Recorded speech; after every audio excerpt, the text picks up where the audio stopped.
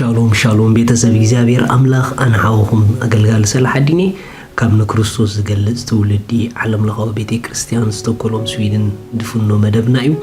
እዚ ድማ ንዝበለጸ መዓልቲ ዝኸውን ዝበለጸ ቃል ድብል ፕሮግራም እዩ ክብርና አምላኽና ይኹን ሎም ድማ ነዚ መዓልቲ ዝኸውን ናይ ህይወት ቃል ክንካፈል ኢና ሎም እንካፈሎ ቃል ኣብዝኸድናዮ ወንጌል ነንገር ዝብል እዩ ሪኹም ንነብስ ወከፍ ዳግም ዝተወለደ አማኒ ናይ ወንጌል ሓደር ኣሎ ነብስ ወከፍ ዳግም ዝተወለደ ክርስቲያን ወንጌል ንኽሰብኽ እዚ ሓደር ኣብ ልዕሊ እዩ ስለዚ ኣብዝኸድናዮ ከም ሚሽነሪ ከም ተልእኾ ዘለዎ ክርስቲያን ምንቅስቓስ ክንላመድ ኣለና ገለገለ ክርስቲያናት ኣብ ዝኸድዎ ስፍራ ከም ልኡኻት ንርእሶም ስለ ዝቆፀርዋ ኣብ ዝኸድዎ ቦታ መልእኽቶም ከየብፅሑ ኣይከዱን እዮም ርኢኹም መልእኽተኛ ኢሉ ዝኣምን ሰብ ኣብ ዝኸዶ ቀዳምነት ንመልእኽቲ ይዝህብ ነብስ ወከፍኩም ድማ መልእኽተኛታት ኢኹም ናይ ወንጌል መልእኽቲ ተዋሂብኩም እዩ ናይ ወንጌል ሓደራ ተዋሂብኩም እዩ ሰማይ እቲ ዝኸበረ ኣጀንድኡ ኣሕሊፉ ንዓኹም ሂብዎ እዩ ኣሕሊፉ ኣብ ልዕሊ ደቁኹም ሂብዎ እዩ መጽሓፍ ቅዱስ ክዛረብ ከሎ ግብረ ሐዋርያት ምዕራፍ 8 ጥቕስ 4 ከምዚ ይብል እቶም እተበተኑ ግና ይብል ቃል ወንጌል እናነገሩ ዞሩ ርኢኹም ድሕሪ ናይ በዓል እስጢፋኖስ መቕተልቲ ብዙሕ መከራ ንቤተ ክርስቲያን ክመጻ ምጀመረ ካብቲ መከራት ድማ ንኻድሙና ብዙሕ ዓድታት ክብተኑ ጀሚሮም እቲ ዝገርመኩም ነገር ግን እንዳተበተኑ ናብ ዝተፈላለየ ዓድታት እንዳሃደሙ ዋና ስርሖም ግን ኣይገድፉን ነይሮም እቶም ዝተበተኑ ግና ቃል ወንጌል እናነገሩ ዞሩ ርኢኹም ከመይ ሰናይ ቃል ይመስልኩም ኣብቲ ኸድዎ ኩሉ ዓድሲ ቃል ወንጌል እንዳነገርኩም ክትዛወሩ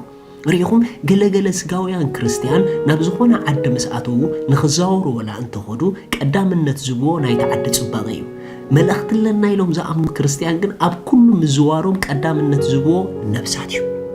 ስለዚ ናብ ዝኾነ ሃገር ክትከዱ ከለኹም ኢቭን ቫኬሽን ኢልኩም ክትከዱ ከለኹም ዋና ቀዳማይ ትሰርዕዎ ጽባቐ ናይቲ ከተማ ዲ ወላስ ህዝቢ ናይቲ ከተማ እዩ ሪኹም እንተደኣ ናይ ወንጌል መልእኽቲ ኣለኒ ሓደራ ኣለኒ ኢልኩም ተኣምኑ እንተደኣ ኮይንኩም ኣብ ዝኸድኩምሞ ከተማ ወንጌል ይቐዳምነት ትቦ ኣብ ዝኣተኹምሞ እንዳሻህ ምስዕርኽትኹም ንወንጌል ኢኹም ተቐድሞ ኣብ ዝኣተኹምሞ ስፍራ ንወንጌል ኢኹም ተቐድሙ ዋይ ተተባሃለ ኣብ ዝኸድኩምሞ ስፍራ ሒዝኩምሞ ትንቀሳቐሱ መልእኽቲ ናይ ሰማይ ኣለኩም ምኽንያቱ እዚ መልእኽቲ እዚ ንፓስተራት ጥራሕ ኣይኮነን ተዋሂቡ ኖ ንነብስ ወከፍ ናይ ክርስቶስ ኣካል ወንጌል ኣብ ዝኸዶ ከበስር እዚ ጻውዒት ዘለዎ